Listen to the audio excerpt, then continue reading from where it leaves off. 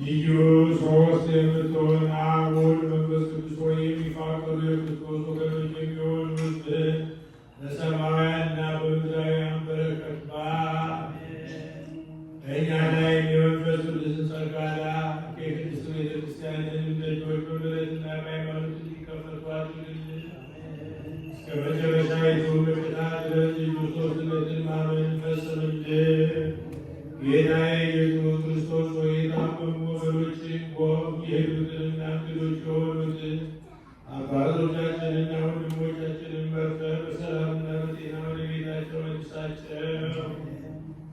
የሰማዩን ነፋስ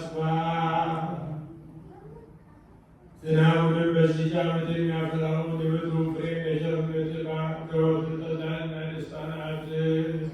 ሰላምህን አብዛልን አጽናልን። ሁልጊዜ ለእኛ በጎ ነገር ሊያደርጉልን ጸሎአቸው የሚሆኑ የነገሥታቱ ልቡና መልስ። በቅድስት ቤተ ክርስቲያን ሁልጊዜ ለሚሰበሰቡ ለቤተ ክርስቲያን ሊቃውንት ፍቅርን ስጥ። ለሁሉም ለእያንዳንዱ በየስማቸው ኃያላን በሚሆኑ በነገሥታቱ ሰላምን አብዛላቸው።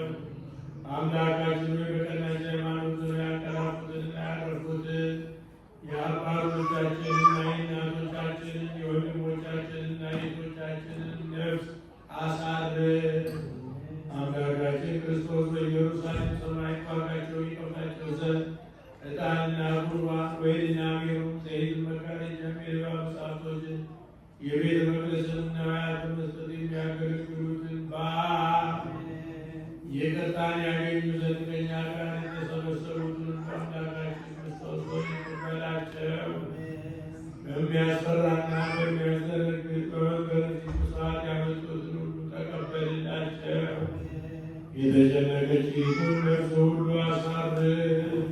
በሰንሰለት የታሰሩትን በስደትና በምርኮ ያሉትን መሪ በሆነ አገዛዝ የተያዙትን አምላካችን በቸርነት አድናቸው። መምህራችን ኢየሱስ ክርስቶስ ወደ አንተ በምንማልድበት ጊዜ እንድናስባቸው ያዘዙንን ሁሉ በሰማያዊ መንግሥት አስባቸው።